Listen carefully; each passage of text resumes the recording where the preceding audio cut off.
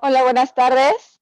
Yo soy Alma Vargas y daremos inicio a la serie de ponencias que tenemos preparadas para ustedes, las cuales serán gira entrenamiento interválico de alta intensidad en casa, abordaje de lesiones en tiempos de cuarentena y periodicidad recomendada de laboratorios en atletas, en donde la primera será impartida por nuestro licenciado en acondicionamiento físico y recreación, coach Juvenal Vargas, quien es metodólogo en entrenamiento deportivo, tiene un diplomado en nutrición deportiva y farmacología en el deporte, el cual llevó a cabo en el 2016, cuenta con doble certificación internacional reconocida por 137 países en evaluación física, genética y funcional, la cual llevó a cabo en el 2017 y 2019. Es docente para la Universidad Ingeniería Educativa, delegado estatal en Puebla para la Federación Internacional de Educación Física, FIEP, desde el 2017, colaborador en artículos con especialidad en deporte y nutrición, la revista Sporting Puebla, especialista en prescripción de entrenamiento por especificidad. Durante 5 años fue asesor en metodologías y actualizaciones deportivas para la Benemérita Universidad Autónoma de Puebla en todas sus disciplinas deportivas. Es responsable del programa de acondicionamiento físico de todas las categorías de fútbol americano de la misma universidad. Único campeón hasta el momento de la categoría infantil de fútbol Junior Midget 2017 de niños de 12 a 13 años dentro de la misma universidad. Preparador físico y apoyo nutricional para el equipo profesional de fútbol americano en Puebla, Artilleros 5 de mayo en el 2019, capacitador y facilitador para entrenadores de alto rendimiento a nivel nacional, ponente capacitador para el Instituto Poblano del Deporte, especialista en prescripción del entrenamiento para poblaciones con enfermedades crónico-degenerativas, fundador y director general de ASMEPRO, Asociación Mexicana para la Profesionalización Deportiva. Además de todo, es mi hermano mayor. Bienvenido y éxito en tu ponencia. Oye, pues muchas gracias, hermana. Un honor que hayamos tenido la oportunidad de que seas tú quien me dé la bienvenida para esta segunda semana del ciclo de conferencias. Y bueno, pues nosotros ya vamos a dar inicio con el segundo día de la segunda semana, que es muy importante para nosotros darle esta continuidad a este ciclo de conferencias de salud, bienestar, nutrición y deporte. Y bueno, pues no me resta más que darle la bienvenida a todos los que están en este momento con nosotros, la gente que nos sigue en redes sociales, y empezar con un tema que es muy importante, que es el HIIT, el High Intensity Interval Training. Es un entrenamiento interválico de alta intensidad.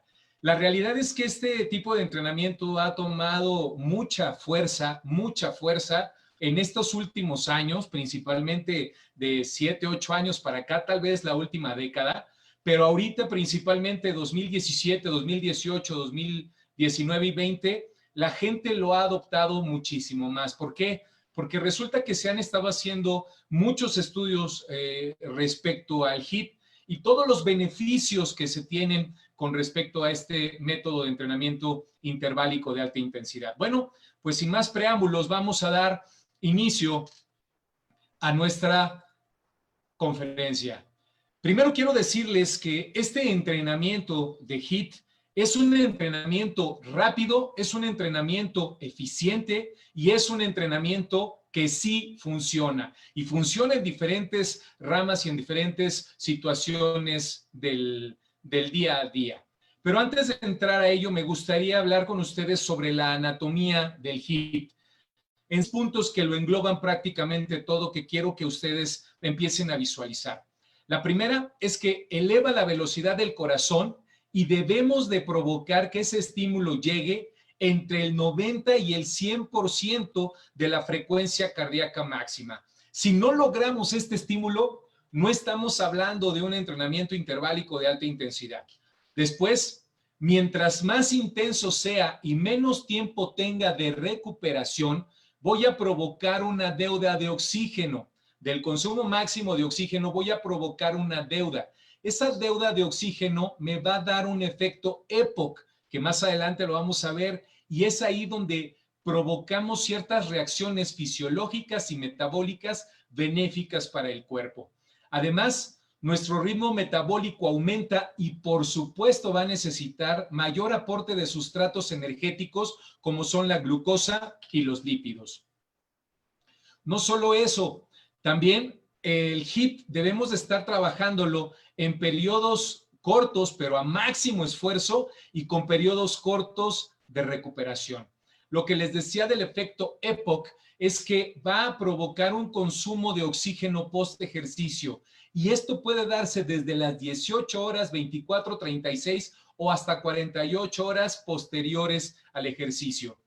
Y lo más importante, no necesitamos ir a un gimnasio para poder utilizar lastres, pesas, ligas, lo que sea, porque esto lo puedes hacer tú en tu casa, como ejercicios multiarticulares es lo que deberíamos de estar empleando para poder llegar a este tipo de entrenamiento y cumplir con la metodología. Esta cuestión, me gustaría a mí poderles decir de manera muy gráfica cuáles son los fundamentos fisiológicos de los cuales depende la resistencia aeróbica. ¿Por qué es importante que lo podamos tener en consideración esto, colegas? Porque si no sé cuál es el fundamento fisiológico para el rendimiento de la resistencia aeróbica, entonces no puedo tener el respaldo para poder aplicar un método de entrenamiento interválico de alta intensidad.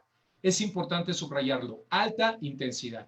Entonces, hablamos de que para que este efecto se dé, debe de existir una frecuencia cardíaca máxima, debe de tener también un volumen sistólico máximo. Esto va a ayudarnos a provocar un gasto cardíaco también máximo. Densidad capilar, función pulmonar. Vamos a hablar también aquí de la hemoglobina y de la saturación que se tiene arterial de oxígeno, y esto nos va a provocar una diferencia arteriovenosa del oxígeno para poder llegar a estos resultados de aquí en cuanto a la velocidad aeróbica máxima y a la potencia aeróbica máxima. Si hablamos un poquito más de la población mitocondrial y de las enzimas oxidativas en términos muy generales, esto nos va a ayudar a provocar un volumen máximo de oxígeno y un umbral de lactato, ¿sale? Y junto con estos vamos a llegar a una economía del gesto deportivo, que eso es lo importante en contexto de todo esto. Hay otros elementos como la parte nutricional y la parte psicológica que van a permitirnos dar un rendimiento físico, sobre todo en la resistencia y obviamente también la fuerza. Pero en términos generales, si se dan cuenta, estamos hablando de una sola cosa, consumo máximo de oxígeno. Voy a continuar con la siguiente diapositiva. Ok, bueno, pues ¿cuál es entonces el objetivo del método interválico de alta intensidad? El objetivo principal que se tiene con este método es mejorar el consumo máximo de oxígeno, la velocidad o la potencia que están asociadas al consumo máximo de oxígeno, que se llaman BAM o PAM. ¿Pero qué son? ¿Para qué me sirve entonces saber qué es el BAM o qué es el PAM? Bueno, si hablamos del PAM, hablamos de la potencia aeróbica máxima.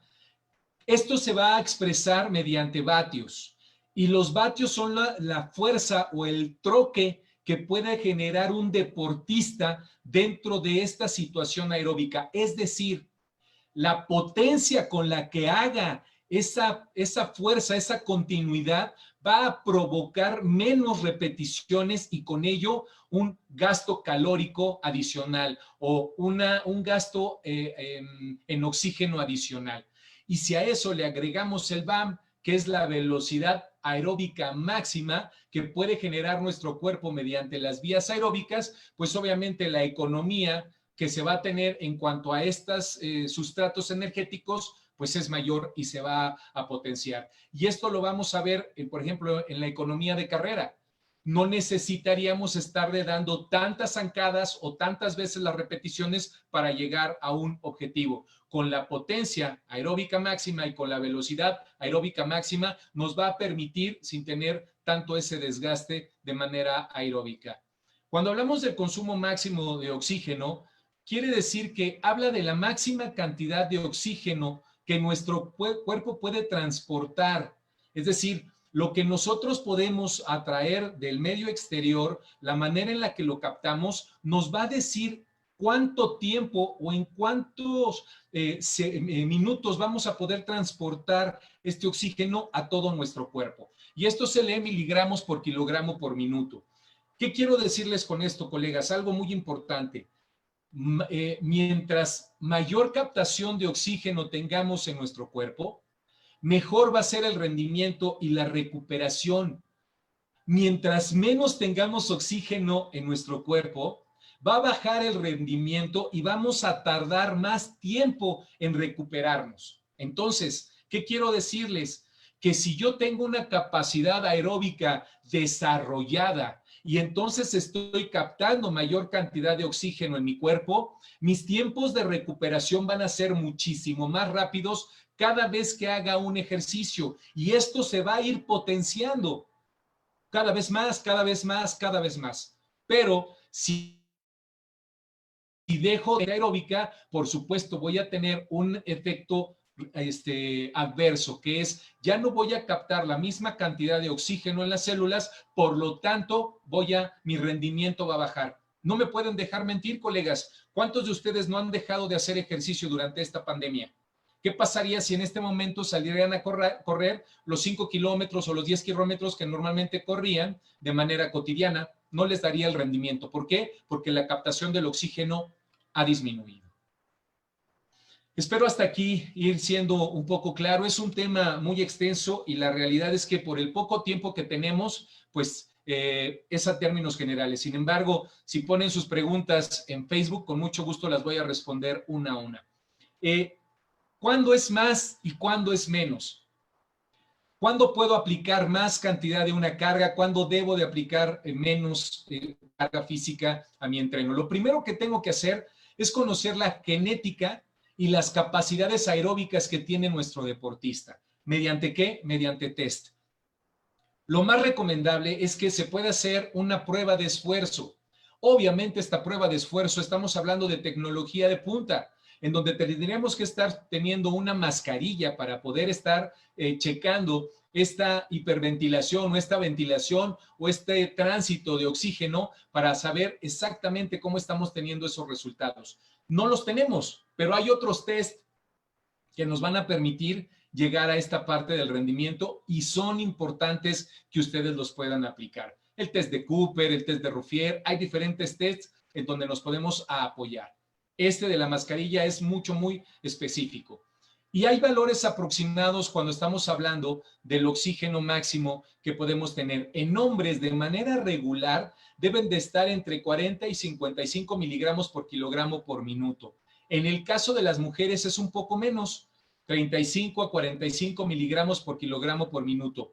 Pero en la parte profesional, en el alto rendimiento, principalmente en deportes de resistencia, ya se dieron cuenta que casi se va al doble en el caso de las mujeres, los mililitros por kilogramo por minuto, casi el doble, es entre 65 y 85. Sin embargo, también hay ciertos limitantes que no nos permiten tener esta mayor captación del consumo máximo de oxígeno.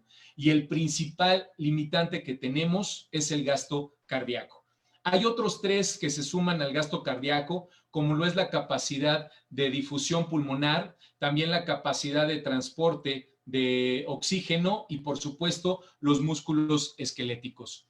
Todo esto, colegas, va a constituir la mayor velocidad a la cual el oxígeno, como les decía, presente en nuestra atmósfera, puede ser ventilado. Lo vamos a difundir mediante la sangre por medio de las hemoglobinas de los glóbulos rojos, ¿sale?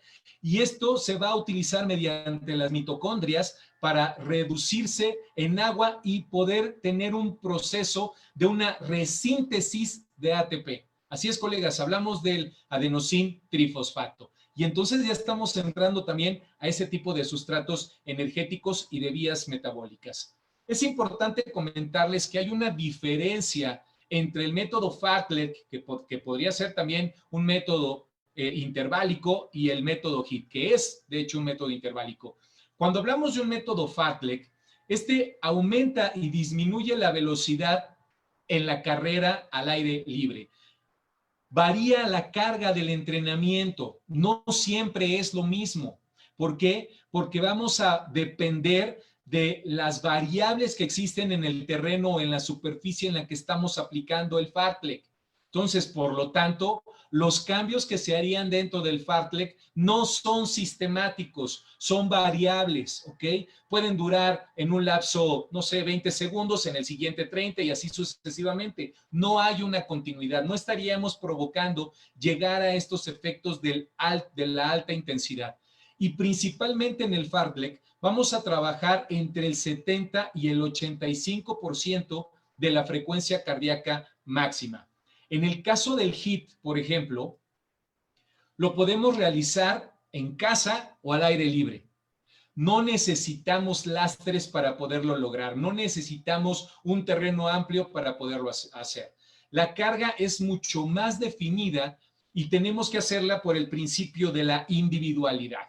Los cambios son programados y sistemáticos, es decir, yo, después de conocer mediante pruebas físicas la condición en la que se encuentra mi entrenado, entonces voy a prescribir el entrenamiento correcto. No puedo hacer con un HIIT una clase grupal a menos de que cada uno de los miembros que están en tu clase grupal tengan una conciencia de la frecuencia cardíaca que tienen que llevar y a la que tienen que llegar en una sesión de entrenamiento. Solamente así podríamos hacerlo.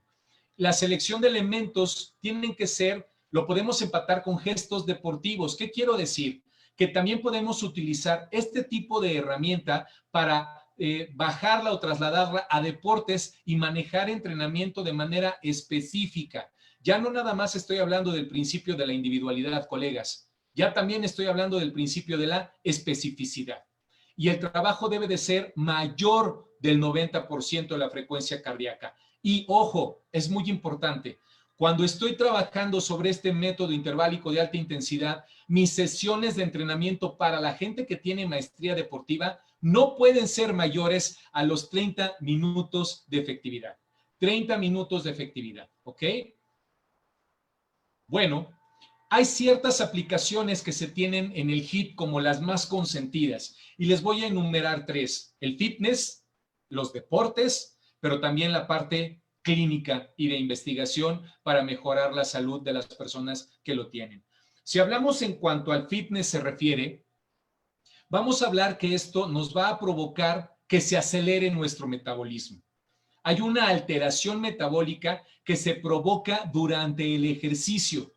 Por supuesto, también esto va a provocar un gasto calórico mayor. Vamos a necesitar mayores sustratos energéticos para poder rendir en el entrenamiento. Por ende, cuando hablamos de sustratos energéticos y si hablo de glucosa y hablo de lípidos, entonces empiezo a metabolizar grasas. ¿Qué me va a provocar? Por supuesto, la pérdida de peso, principalmente de porcentaje graso. Acuérdense que no por pesar menos soy más sano y por pesar más soy más enfermo. No, la báscula solamente es un referente, nada más. ¿Cómo lo sé? El volumen que tenga en cuanto a masa muscular y porcentaje graso, eso es lo que me va a dar una salud y bienestar para mi cuerpo. Permite dar al cuerpo estímulos diferentes en diferentes intensidades. Esas las programo yo como entrenador. Se ve obligado a reaccionar y adaptarse de manera muscular y energéticamente a las diferentes situaciones. Tu cuerpo va a estar alerta. Tu sistema nervioso central, tu sistema nervioso periférico van a estar alerta de los movimientos, de los cambios de ritmo, de la musicalización, si es que lo estás trabajando con musicalización, de los tiempos de recuperación, etcétera. Lamento ir tan rápido, colegas, pero es un tema apasionante y quedan muy poco tiempo para poderlo explicar. En el deporte, diversos resultados de estudio en todo el mundo, han comparado respuestas fisiológicas en diferentes especialidades del deporte. Y por supuesto, todas, absolutamente todas las investigaciones que se tienen han obtenido resultados en la mejora del rendimiento físico de la gente que lo está practicando. Distintos en distribución de la potencia y la carga del trabajo. Eso es bien importante que deben ustedes de concientizar, colegas. Si yo no sé qué es un volumen, qué es la intensidad y qué es la densidad del contenido de la carga, no puedo prescribir un entrenamiento interválico de alta intensidad, porque entonces no podría saber cuál es la carga de trabajo que estoy generando para la persona de manera específica. Recuerden que este entrenamiento debe de respetar el principio de la individualidad. Exprime también la capacidad energética sobre el sistema de fosfágenos y también la parte glucolítica, es decir, también hay ruptura de azúcares. ¿Para qué? Para que podamos transformarlos en energía, estas moléculas grandes, la catabolización, para poderlas transformar en moléculas pequeñas, y esto genera energía a tu cuerpo. Por supuesto, también va a favorecer el rendimiento. Los esfuerzos que se tienen superan el 90% del consumo máximo de oxígeno.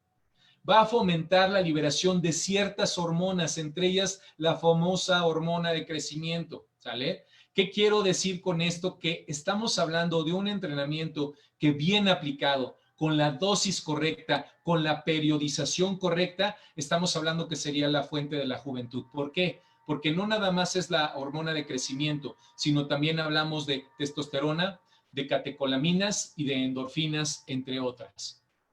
Les hablaba yo del efecto EPOC, colegas, y esto es bien importante podérselos explicar. El efecto EPOC, por sus siglas en inglés, hablamos del consumo de oxígeno post ejercicio. ¿Qué quiero decir con esto? Cuando estoy trabajando sobre los umbrales lácticos y alácticos de manera interválica, voy a provocar una deuda de oxígeno, es decir, le voy a deber a mi cuerpo oxígeno. ¿Esto qué me va a provocar? Que el efecto después del entrenamiento, durante las 18, 24, 36 o incluso hasta las 48 horas totales, puede estar metabolizando lípidos. Así es, metabolizando lípidos para poder pagar esa deuda de oxígeno en la parte de la recuperación. ¿Por qué? Porque al no tener el oxígeno, tu cuerpo va a necesitar estar generando nuevamente energía. ¿Y de dónde creen que la vamos a estar sustrayendo? Pues precisamente de los sustratos energéticos que van específicamente a la parte del tejido adiposo. Cuando esta deuda molecular se crea y ya finalizamos nuestro entrenamiento, vamos a provocar una mayor necesidad del oxígeno, mayor frecuencia cardíaca, una temperatura corporal elevada. Al subir y al aumentar la temperatura corporal, ¿qué estamos haciendo? Metabolizando también grasas, mayor ventilación y lo que les decía anteriormente, un nivel alto de hormonas metabólicamente muy activas. Cuando hablamos de temas de salud, mucha gente tiene controversia, sobre todo porque en mi país no hay investigación. Lamentablemente en mi país todavía no existe la investigación dentro de este método de entrenamiento interválico de alta intensidad. Cuando hablamos de salud, hablamos de factores de riesgo cardiometabólicos. La circunferencia de la cintura, el porcentaje de grasa, la frecuencia cardíaca, la presión arterial, la glucosa, etcétera, etcétera. ¿Qué quiero decir con esto? Que el HIIT puede ser un elemento para la rehabilitación cardiopulmonar. Esto es bien importante decir, no todas las personas pueden ser candidatas para tener un entrenamiento interválico de alta intensidad. No todas las personas pueden ser candidatas. Hay que hacer estudios, hay que obtener laboratorios, colesterol, triglicéridos, glucosa, como lo mínimo, para poder saber si esa persona tiene, al menos fisiológicamente, las capacidades para poder hacer. Después tendríamos que entrar a otro tipo de evaluaciones para poder hacerlo. Lo que les decía, de estos factores de riesgo cardiovasculares y metabólicos, la parte del corazón, la parte de la diabetes, etcétera. Si se dan cuenta, todas engloban al consumo máximo de oxígeno. ¿Qué trato de decirles con esto, colegas? Si mejoramos el consumo máximo de oxígeno en nuestro cuerpo, vamos a tener menos factores de riesgo, tanto cardiovasculares como riesgos metabólicos. Si mejoramos el consumo máximo de oxígeno, vamos a tener menos riesgos de este tipo de problemas. ¿Y qué creen que pasa? Que justamente este tipo de problemas son lo que nos está eh, lastimando muy fuerte en nuestro país. Somos un país de obesos, tristemente. Somos un país en donde tenemos los primeros lugares en obesidad infantil, en obesidad adulta y en obesidad, super obesidad a nivel mundial. Ahora, si hablamos de las vías metabólicas, sabemos que existen tres, ¿no? La parte aeróbica, que es la oxidación, lípidos y oxígeno, la anaeróbica láctica, la glucosa, y la anaeróbica láctica, los fosfatos, ¿vale? En eso no creo que tengamos ningún problema. Pero sí es importante decirles una cosa. Tenemos que llegar justamente a provocar que el metabolismo esté llegando al extremo en donde estemos trabajando sobre la glucosa y los fosfatos o los fosfágenos, ¿vale? De otra manera, no podríamos estar teniendo el estímulo que requerimos con este tipo de entrenamiento interválico de alta intensidad. Hay una metodología que se llama metodología Viper, que en teoría sería la más actual. García Verdugo en el 2009 sacó este modelo que es el modelo Viper. Si se dan cuenta, colegas, en esta gráfica que estoy manejando, hablamos de diferentes columnas desde cuándo se empezó a tener un conocimiento o una investigación más profunda, más concisa sobre las vías metabólicas de las que les estoy hablando. 1960, 1976, en el 96, en el 2001, 2002, 2003, Bompa, García Verdugo y Landa en el 2005 y por último apareció este modelo de Viper en el 2009.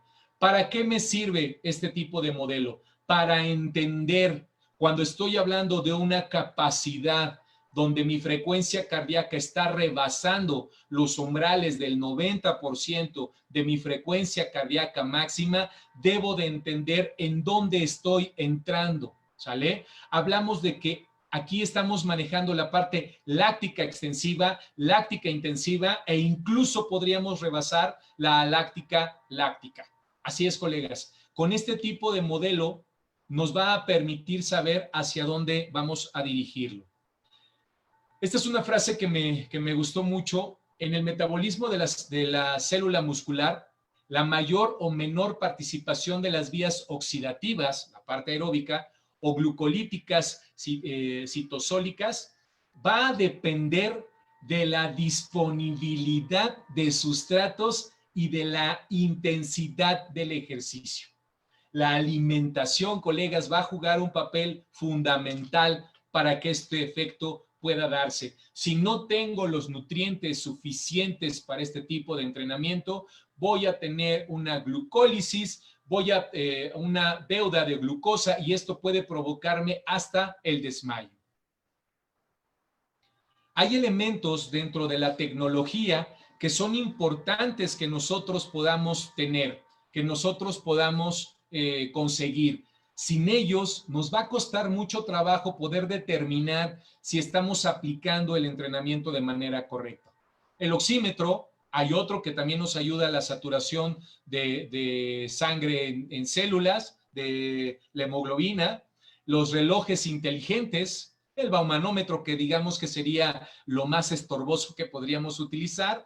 Hay bandas inteligentes y bueno, por supuesto, aquellas que te miden las pulsaciones de manera mucho más precisa y mucho más exacta, como lo es el Polar, y hay muchos otros más que no son tan costosos, pero son necesarios para poder determinar si estamos llegando o no a ello. También es importante conocer otro tipo de materiales como lo es la escala de Borg. Dentro de esta escala de Borg, que hablamos de 20 puntos, digamos que ya es la escala modificada, justamente habla, ya se dieron cuenta de cómo están los porcentajes desde el 20% y hasta el 100%. Ya se dieron cuenta cómo está diciéndolos la descripción de nuestro entreno, cómo podríamos darnos cuenta del efecto que está teniendo el entrenamiento. Bueno, pues aquí tienen esta descripción. Esta es una manera muy sencilla, muy simple para poderlo entender. Les digo, hay otros elementos que nos van a ayudar y nos van a dar el aporte para saber si lo que estoy haciendo es correcto o no. Voy a terminar, colega, con las conclusiones de mi tema. 1. necesitamos tener análisis clínicos sí o sí antes de la prescripción del entrenamiento interválico de alta intensidad. Tener test de valoración de la condición física. Hay que respetar el principio de la individualidad. También tenemos que conocer el principio de la carga progresiva, de menos a más. No puedo llegar a implementar un entrenamiento interválico de alta intensidad si no he creado las bases fisiológicas, las capacidades condicionantes para poder ir logrando este resultado. Lo hemos repetido desde el ciclo de conferencias cuando empezó. Más no es mejor, colegas. No tengo que hacer mucho para obtener un resultado positivo. El sudor no es una condicionante para saber si estoy haciendo o no estoy haciendo bien mi entrenamiento. Conocer las vías metabólicas, en qué tiempos está entrando una vía y cuándo está sustituyéndolo la siguiente vía para que podamos tener ese rendimiento. Por supuesto, las zonas de entrenamiento. Zonas de entrenamiento, recordemos fórmulas, Carbonen, Tanaka, la que ustedes se sientan cómodos. No voy a crear una polémica en este momento con esas fórmulas, pero ayudan a tener un panorama un poco más amplio de cuál es el efecto. Cuanto más intensa sea la actividad física practicada, mayor será la deuda de oxígeno que se va a crear. Si la deuda de oxígeno es más grande, entonces la tasa metabólica va a elevar estos procesos durante un tiempo mayor después de eso. ¿Qué quiero decirles? Que hasta dormidos van a seguir metabolizando esas grasas por esa deuda de oxígeno. Vamos a requerir menos del 40% del compromiso de tiempo para poder estar entrenando. Si estabas acostumbrado a ir 1 hora y media, 2 horas al gimnasio, no es necesario. Con que tengas una adecuación morfofuncional de 5 a 8 minutos, dependiendo edad, estatura, peso, dónde te encuentras, tus 15 minutos, 20 minutos, 30 minutos máximos de tu sesión medular y luego tu regreso a la calma es más que suficiente. Hablamos de un entrenamiento de 50 minutos máximo que lo puedes estar haciendo. Los umbrales deben de estar arriba del 90 o 100% o más.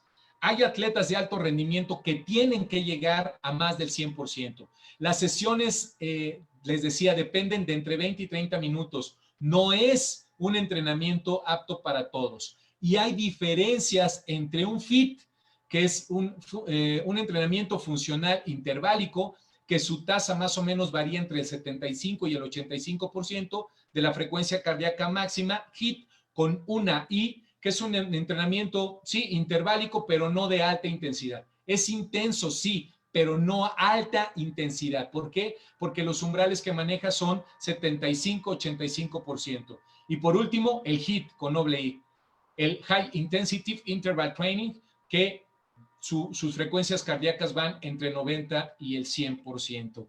Lamento haber hecho esta presentación express, sin embargo, creo que quedan asentadas muchas bases fisiológicas y metodológicas para poder aplicar el entrenamiento interválico de alta intensidad. De otra manera, a mí me gustaría profundizar más sobre el tema, mostrarles videos, evidencia que tengo. Estoy haciendo investigación para poder aplicar el entrenamiento interválico de alta intensidad en personas que tienen hipertensión. Hay poblaciones que nos sirve esto, para la diabetes también, pero son cosas muy específicas. Tenemos que entrar mucho más a detalle, así es que no puedes prescribirlo a diestra y siniestra. Colegas, pues eso sería todo por mi parte. Vamos a entrar a las preguntas y respuestas y pues adelante. Muy bien, Juve. Pues bien, empezamos con Juan Marín. Nos pregunta, ¿cuántos ejercicios son recomendables hacer para un entrenamiento HIIT, el de alta intensidad? Ok, ¿cuántos con doble I. Ok, hablamos de cuántos elementos de ejercicios. Ejercicios. Bueno, sí, ok. Pues depende mucho la persona. Lo ideal es que vayan de 4 en adelante. O sea, que tú escojas 4 elementos que permitan llegar a esos umbrales de resistencia. ¿Por qué te digo que varía? Porque depende mucho la capacidad y la maestría aeróbica que tiene la persona que lo va a tener. Si lo vamos a hacer de manera progresiva, yo les recomendaría que empezáramos con 4 elementos nada más. Después del cuarto elemento, entonces ya vendría el quinto elemento, la siguiente semana, 15 días, después de las valoraciones de resistencia. Los test de resistencia son muy importantes y esto te va a ir permitiendo ponerle mayor cantidad. Es importante hacerlo porque tu cuerpo también se adapta a ese entrenamiento. Entonces requiere de estímulos diferentes para romper esos umbrales de resistencia que ya se crearon de manera metabólica. Homeostasis, va a crear una homeostasis tu cuerpo y necesitas ir fracturando justamente este tipo de homeostasis para lograr con ello algo que se llama curva de supercompensación. La que sigue, hermana. Ok. Hay muchas preguntas en relación a la edad, pero creo que esta engloba a todas ellas.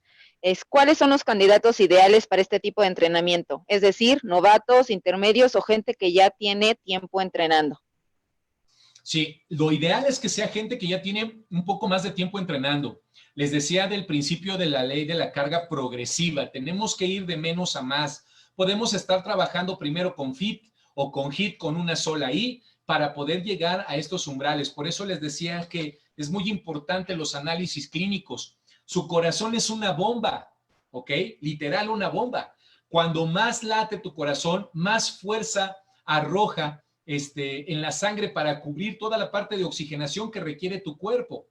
Imagínate tú si dentro de tus venas, tus arterias, hablamos de colesterol, de triglicéridos, con esto que está sucediendo, pues habría una trombosis, una embolia, hay infartos fulminantes y suceden precisamente por esto. Y las edades, para decirlo, los niños lo hacen.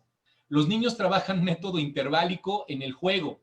Corren, saltan, van, vienen, descansan tantito, van por agua y regresan y vuelven a hacerlo. Nada más que tendríamos que hacer una investigación, repito, en mi país no la hay, para saber si están llegando o no a esas umbrales pero de que hacen un entrenamiento interválico, lo hacen. Y también hay personas de la tercera edad que hacen el entrenamiento interválico de alta intensidad.